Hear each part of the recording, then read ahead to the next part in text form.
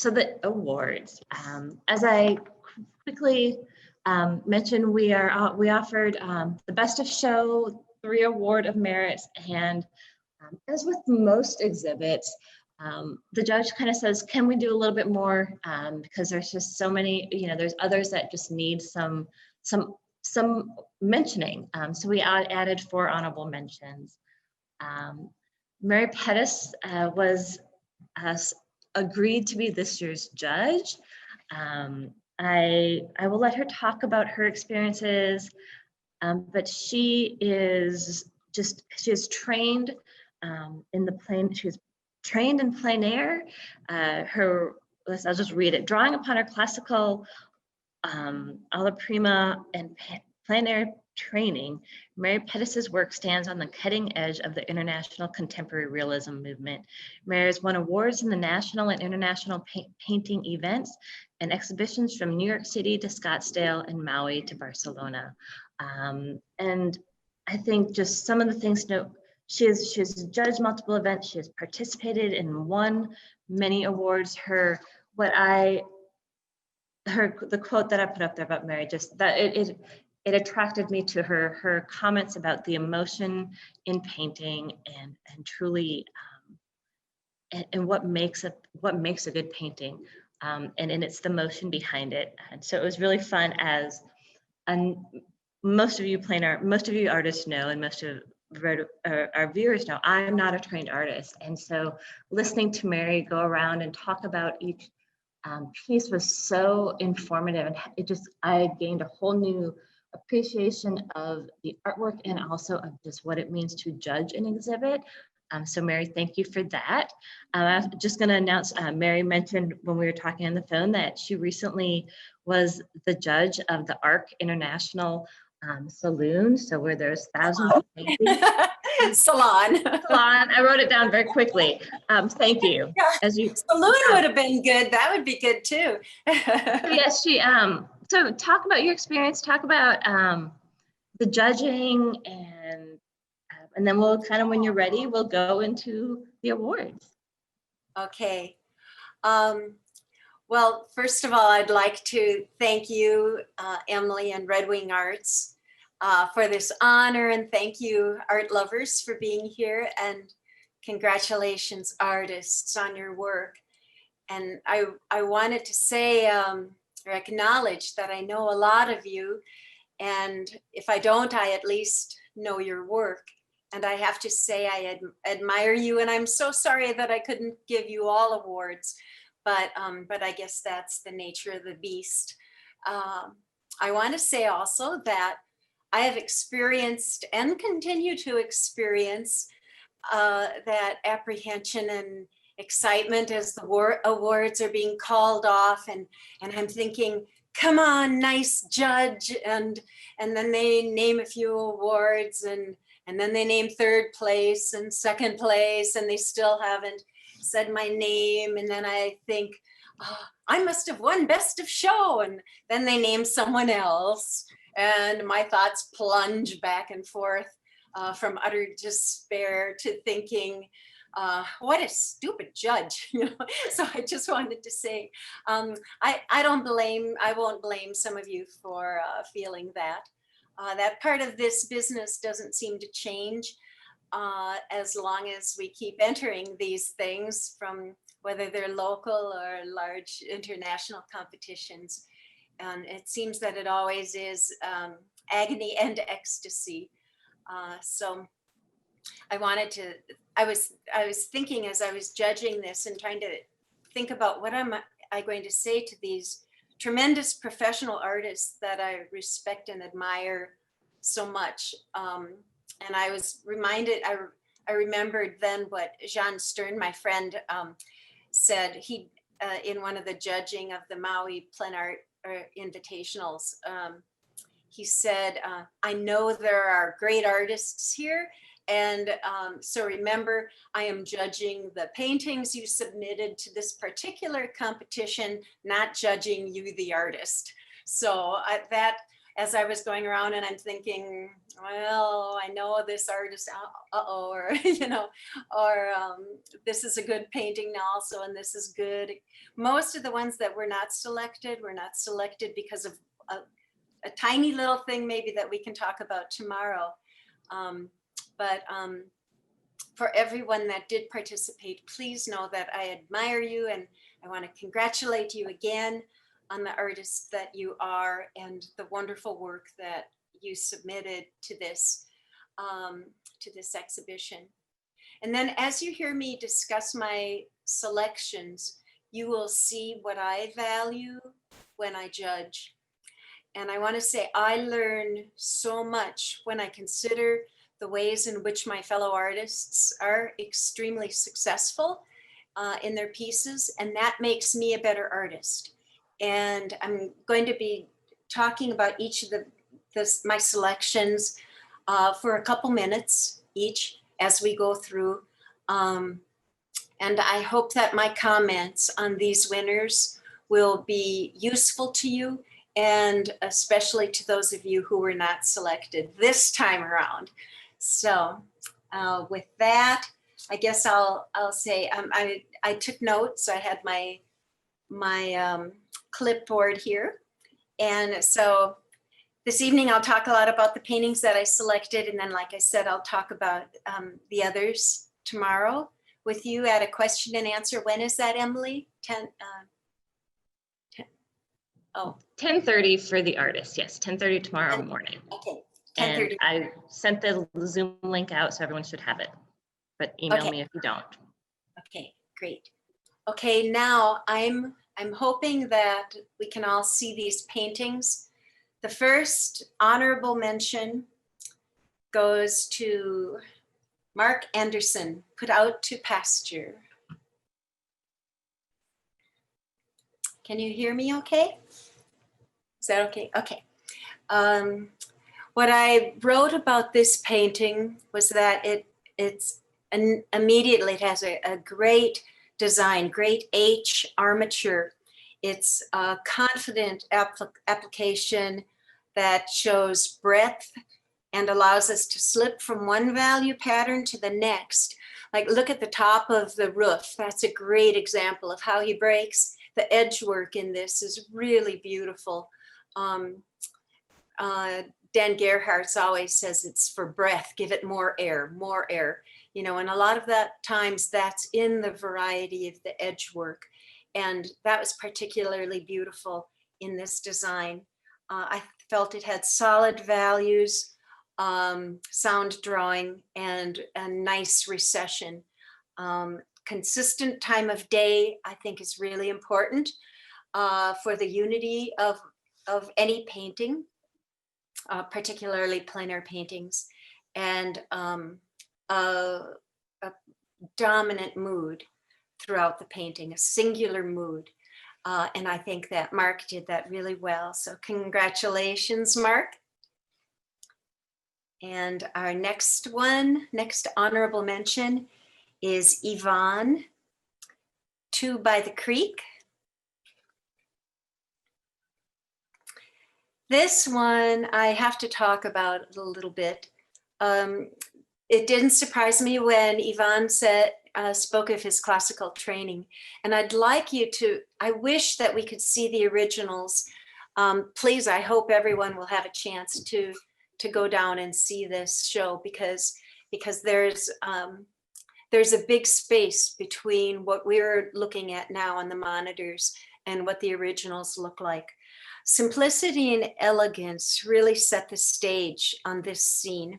The things that are most masterful don't jump out at you right away, but notice how the handling of each of these elements that I'm mentioning are perfectly sympathetic to the mood and the story that Yvonne is telling us. Like the interchange. Now, interchange means the light against dark and dark against light. And just follow that either of those, both of the trees, up from the base up, and look at the elegance with which he placed clean separate strokes of differing colors and values in both the tree trunks and the branches. And then notice how he uses different color for each stroke, a clean, simple stroke as he moves up, and then changes each, honoring the value and the temperature. It's just really quite extraordinary. And then I loved the recession. And when we think of recession, a lot of times we're talking about the value going lighter and lighter as it goes in the distance. But there's also, we also have to think about the recession in chroma, and also the recession in texture. And Yvonne did that really well. And the last bullet point that I mentioned on this painting is that his leaves are in groupings. This is a really good thing, a good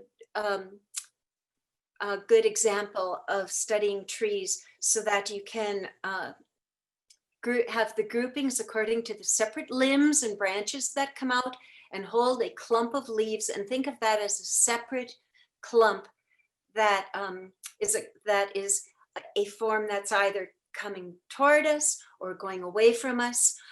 How is it in terms of the light? Is it in the shadow of a different clump? And then looking at all those individual parts, and yet the big thing is that all of those beautiful parts are subordinate to the whole, to that whole effect of there's no question that the light is coming from the right side of the painting, and illuminating those in that way. Same kind of air is in the foreground, middle ground, and background, and sky. Very sympathetic, all the parts. So it's really good. Everything is connected very beautifully, I think, in this painting. So congratulations, Yvonne.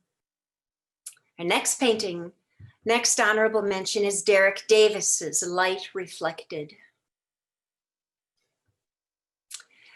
Those of you who know Derek's work know that he's a superior colorist, and this painting I selected because it awakens us to the beauty of reflected light. When we look at something white, it isn't just white. And when you try to paint it or compare it to your white hat or a white piece of paper, you really can see the nuance that is in even just the shadow side of a white building, for example. The way that he handled the windows and the roof overhangs is extraordinary. It's what you see when you squint, and it's not about the individual windows and the ledges and the curtains you see through the windows and the panes, and how one window is different from the others. It's just an impression of the windows, and it's not about the architecture, it's about the light. And the nuance from just even the right side to the left side of pick any shadow on that house, and you can sense the picture that continues on behind us, in that some is reflecting the sky, some is reflecting the sky, some is reflecting the bounced earth. We imagine there must be another red or orange tree over on this other side that's causing that reflection. So just beautiful edge work again. The breadth of brush handling is extraordinary. So the background is extraordinary, and the quickness, the gesture of the brushwork is really lovely. So I'm in love with the top 2/3 of this painting, especially. So congratulations, Derek. Exquisite painting. Okay, next and last honorable mention is Brock Larson for Drifting.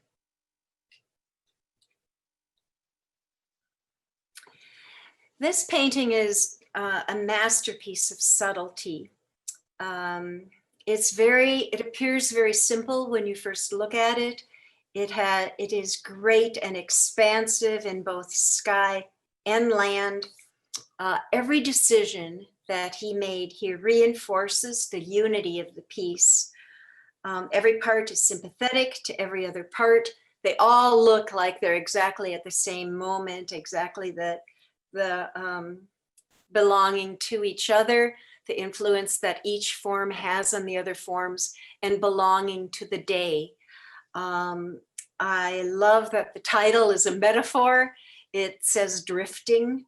And those of you who know me and my work know that I love metaphor.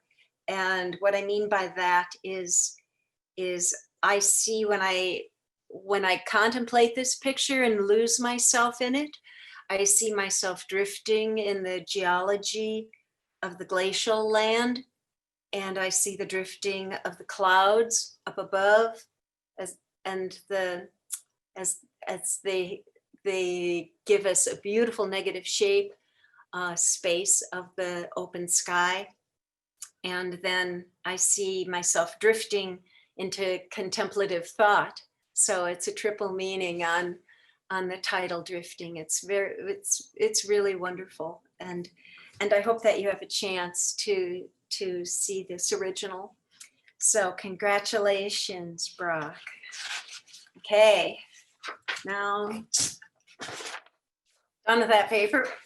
Okay, now the awards of merit. The awards of merit are in no order. They're all runner-up, best of show, which was good. So these are in no particular order. They're all second place, in effect. So the first one is Paul Bergquist for Sidelined. I loved this painting because for its clear, powerful mood. It did not surprise me that when I heard Paul say that this was a powerful impression that was there, and he tried to grab it, to lock it in. And this speaks to his training both as an artist and the training of his color memory, and his having painted a lot of situations in that type of lighting and that type of day, that he could hold that. And then his understanding of what makes a great painting. This is a wonderful composition. My bullet points on this are that it's a clear, powerful mood. I can easily see what Paul delighted in. I think it's got a real masculine materiality of the subjects in this gorgeous low light. And what I mean by that is the rails really feel like iron, and the earth really feels like it's been pounded upon, and every structure, the metal feels like metal, and the rust is rusty, and John Carlson would love that the rocks are rocky and the clouds float. And I love the entrance and the exit. And I love the division of space between the cool dancing shadows.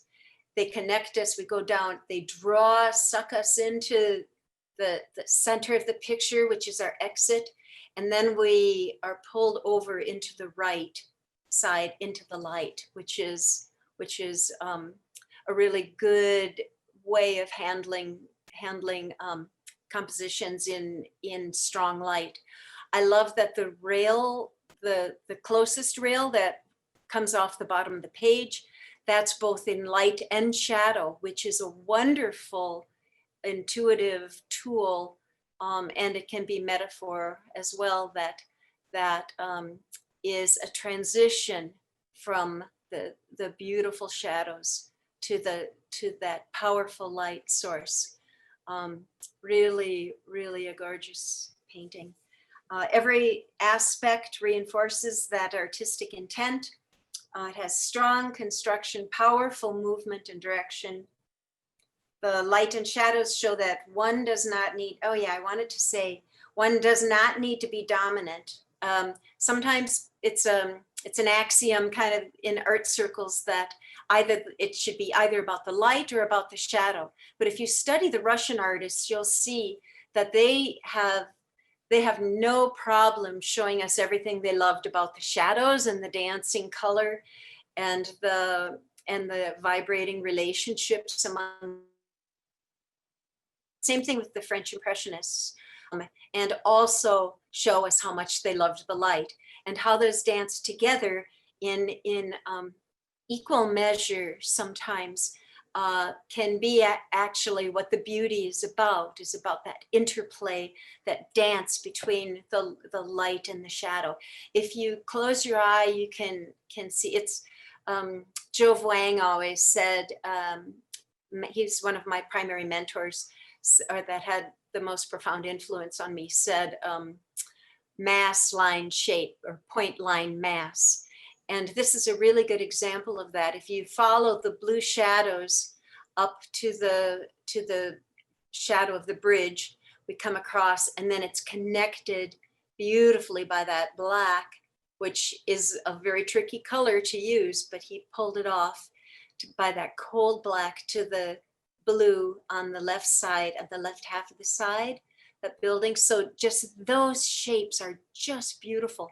And in the same way, if you look at the shapes of the sky are beautiful. And then the steps that we take between the shadow the shadow of the cars on the right side is really a wonderful way to handle recession without having to go in and draw specifically, or have incremental changes as you go back into the distance. So you can see I love this painting.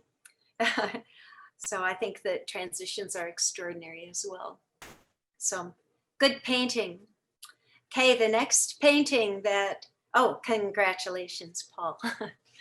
The next painting for the Award of Merit is Andy Evansen's Lazy Circles.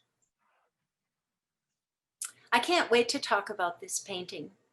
It doesn't strike you from across the room right away because of the genius of his mood, but this is, and handling, this is so sophisticated in what I have is in the spaces, in the space.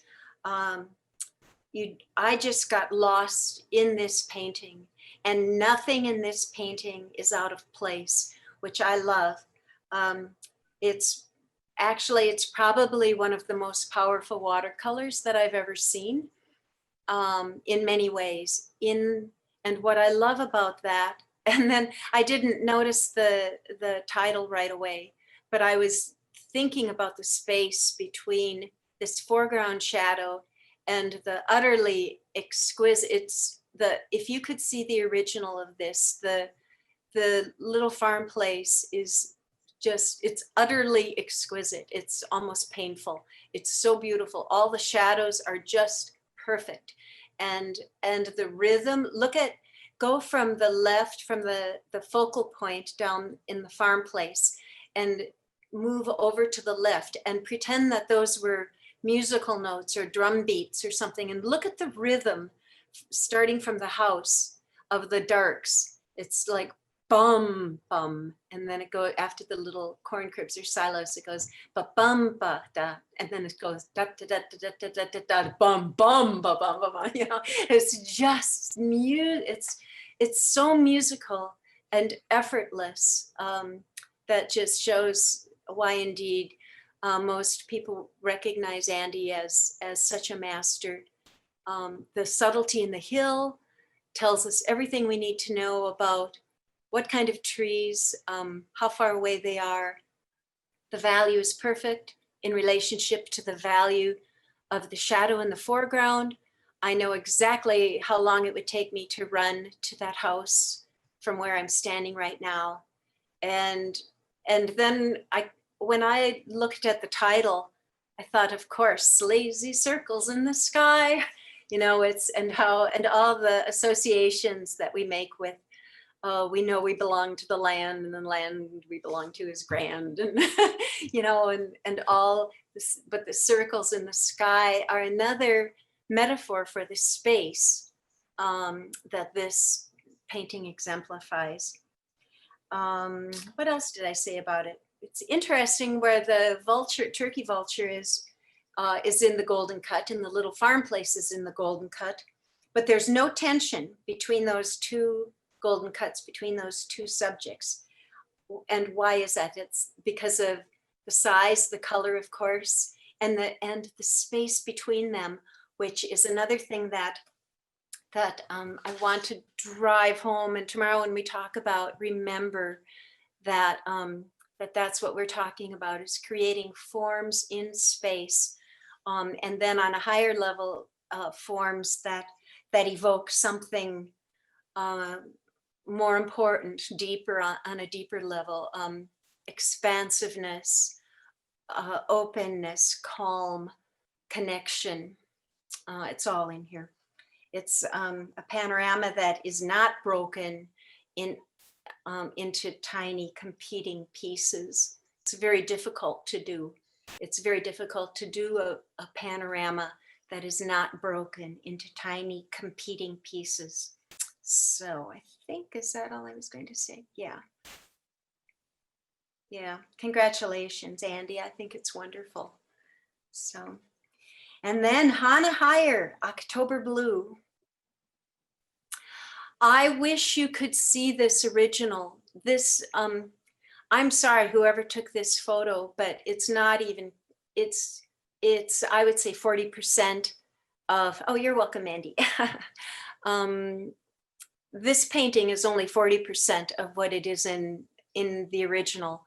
There's kind of a hint of what's there, but the reason that this won the award is the same reason that I always knew I liked Monet's Magpie, but when I saw the original at the d'Orsay in France, the bottom fell out of the pit of my stomach, and I started to weep, and it's because of the unity of effect, the singular unity of effect, and that came through on Monet's original, that never came through in the reproduction. And I'm sad that I can't share with you how wonderful this painting is.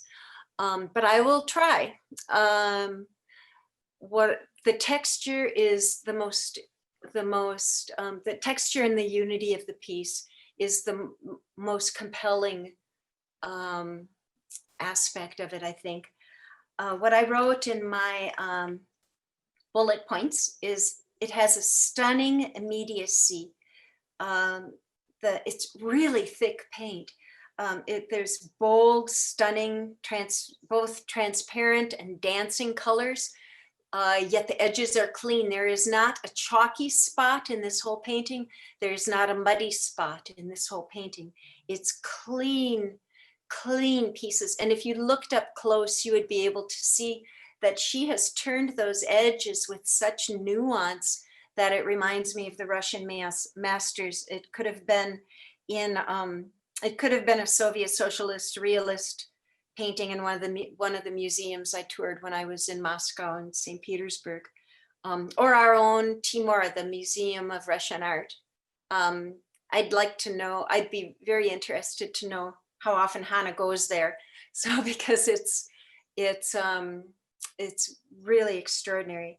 I think that the painting, despite the thick paint, is filled with nuance and interchange that I talked about earlier with Ivan's painting, and gradation.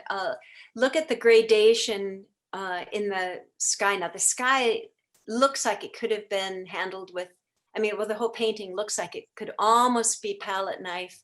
The paint is so juicy and yummy. But yet, in spite of that, look at that lovely gradation from the top down to the horizon. The other thing that I always look for is beautiful shapes in the negative spaces, not just the positive shapes, but look at the negative shapes. I think that I'll be talking about that in, well, that never mind. The beauty of the negative shapes, if you isolate them, whether they're the sky holes or the spaces in between the trees, or the sky up above, or the shapes of shadows, it's all connected. If you just look at the greens, or if you just look at the blues, I'll talk more about that later, but they relate to each other really beautifully. And I think it's just a master. I guess that's what yeah, so, wow. Congratulations, Hannah. Okay, and now for the best of show, drum roll. It's Joshua Cunningham's Morning at the Mill. This one too, there's a warm glow that does not come across in this original. That's the first, or this photograph. That's the first thing that I have to say. This is just really a little gem. The only thing wrong with it is that it's not big enough. It's because I would like for you all to be able to see why this has best of show, in my opinion. I think nearly every attribute of the paintings that I've mentioned thus far, every one of those good things is in this painting, and I'll talk to you about it a little bit here. I think there's so much knowledge in this painting. There's equal amounts of emotion, and I think it shows a really masterful handling of each of the tools. And by the tools, I mean line, shape, value, color, edges, and texture. And I'd like to take a couple minutes to just talk about each of those. A few aspects of line. Line can be the way we move through a painting. It can also be outlines, but it can also be the way in which certain lines are handled in the painting. Look at the telephone poles, look at the placement of them, and notice the variety in their handling. It's so sophisticated. They start out with a pinkish glow, they become cool, then they become warm, then it disappears, then it gets warm again, and then it disappears, and then it's picked up with a little point, like Joe Wang says, point line mass. There's little point, and then there's a line, and then that connects to a big mass, and then that mass is connected to the mass of the building, which leads you down to the tree. And the tree, just the way Joshua edited this scene, is amazing. The tree brings this golden tree. It looks a little lemon yellow right now compared, but when you look at it in person, you sense the warmth, not only in the local color of the leaves, but that this whole tree is lit up and illuminating everything around it, even the limbs on that tree, and there's bounced light in the distance, and the road, if you notice, that's in front of it is influenced by that warmth of that tree. So that's just some things with the line. The shapes are really beautiful. This painting is superior to the barn painting that Joshua did, because there are no tangents in this. It's really difficult to do something so complex and still know when to edit out places that will be a problem if you paint it exactly as you see it. So to have that knowledge to eliminate tangents and unpleasant places where one shape meets another shape, and how do you handle that? That's a difficult thing for people who paint buildings and panoramas, especially, to be really careful and sensitive to the handling of those different, not only the different shapes, but the connection of the shapes. Now, the shape of that shed is kind of interesting, but what is it that makes it beautiful? What I love about this painting, and probably almost more than anything, is that I can see what Joshua loved about this painting. Look at the bounced light off, the same thing that Derek did so well, does so well. Look at the bounced light here off of the ground onto the side of that building, how it goes from warm up to the coolness where it's only reflecting the sky back at us. The same thing is happening. We don't know what color the roof is, but we can imagine the character, the texture of the roof is something that will bounce that yellow tree light back up on the building behind that mill.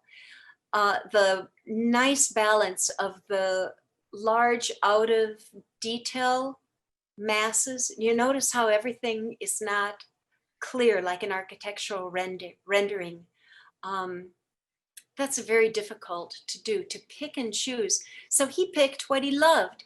He loved the little basketball hoop there. He loved just the hint of the flag there, and the I don't know if it's a chimney or smokestack or whatever it is. And then the other elements, not so much. He fuzzied the edges up on them.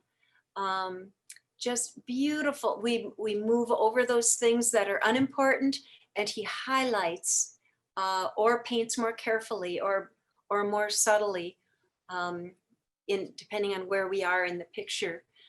Those things that he really loves, which is what, isn't that what art is all about? Is communicating what we love to other people, and to the people that drive by this mill every day, for them to be able to see the beauty. And what Joshua said about this is a really masterful comment, and it speaks to what Emerson referred to so often as that gleam of light that touches our soul from within.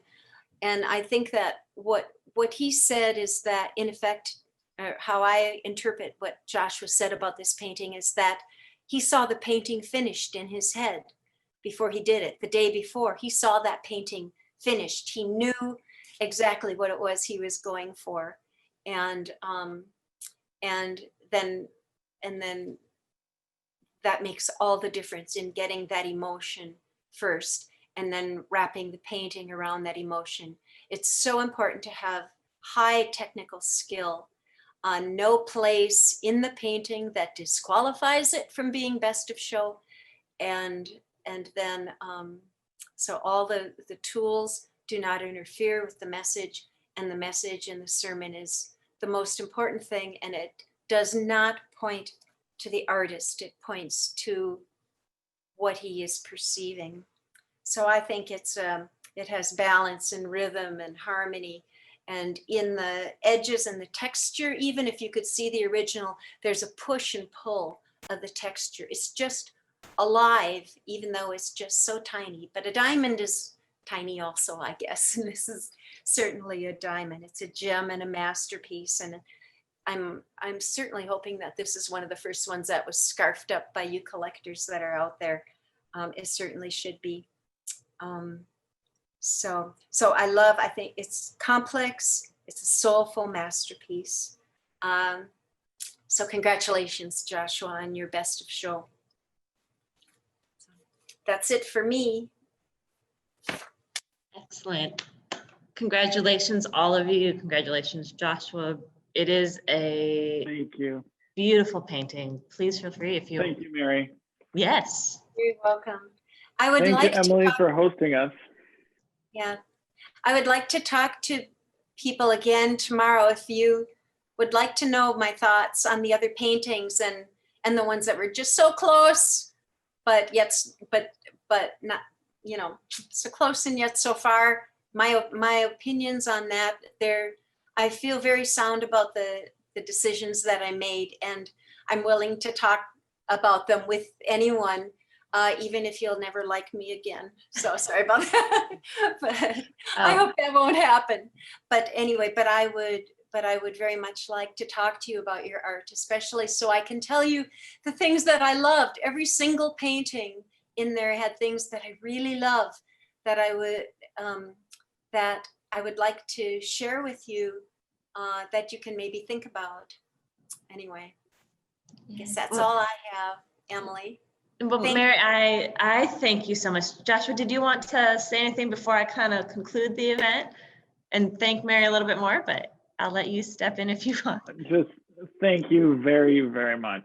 I painted too many for the show, and so I was trying to figure out which ones to put in, and this was the last one that I decided to put in even. So thank you very much. The way you described everyone's painting, it's just really, really quite generous. Thank you. Thank you, Joshua. And I echo that. I said, like, I hope our audience, our art appreciators have learned a new way to appreciate some of these pieces and paintings. It is an extremely talented body of work, and amazing to look at. In person is so different than online, but it's a little bit, you can get just a glimpse of it. But I hope what you learned from Mary has really been able to show you when you come in to look at the exhibit, just how to look at it, how to look at a plein air painting. And that's what it has taught me. So Mary, thank you so much for sharing your knowledge and your years of experience and your expertise in this, in the plein air world. We are honored to have you as our judge. It's been a joy to work with you just a little bit, and I look forward to tomorrow when we get to just do some Q&A with the artist and talk about your additional, the additional experience that you had here, and answer some of their questions too. Thank you. Yes, thank you, Mary, so much. Congratulations to all of you, and thank you for all of the artists. Congratulations to our best of show. It is just, it's been, the plein air family of artists is so precious to me, and this exhibit is just stunning. It is by far like a gift. It as these works are being turned, and I kept feeling like it was Christmas morning and we get to open up our best presents. So it has been just such a joy. So thank you all for bringing that joy to me and to our community. I know other people who have come in, and they've come down from Minneapolis, St. Paul. Some of them, I will go look at our guest book, but some of them actually have been students of a few of our artists that intentionally came the trip down today. So just, yeah, it's been a joy. So thank you for taking your all's time as artists and participating. Thank you for being our art appreciators and celebrating this art form with Red Wing Arts as well. So Thank you. yeah, Bye. thank you. Please feel free to jump in if anyone else has comments before we close the evening down. Just yeah, come see the exhibit. It is up until January 16th. Feel free to email, call, and if we're not open, feel free to reach out and we will get a way to get you into the gallery. I promise that. So we're gonna have a next plein air event in the winter?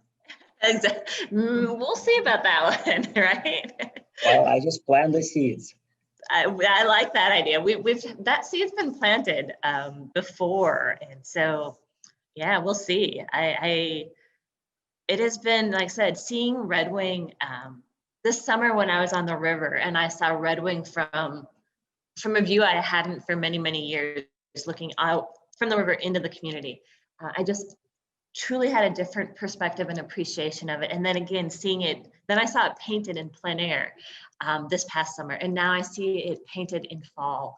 And oh my goodness, like you appreciate where we live and the beauty of this place. And I get to call it home, but we welcome you all here all the time. But it is a beautiful place. And each of you have captured that place so well. So thank you. And maybe winter would be wonderful. Another experience. We'll get there. So good idea. Thank you. Thank you, Emily. Yes, thank you. Have a good Thanks, night. guys. Look forward to Thank you, seeing you all artists. tomorrow. Yeah, thank you I very love much. painters. I love you, painters. Thank you all. Okay. Thank Hi, you, everyone. everybody. Thank you. It's been wonderful to view. Very Feel fun. as though we're right in the gallery. Thank you. Thanks, everybody. Thank you. Signing off. Good night. Thank you, Mary, so much.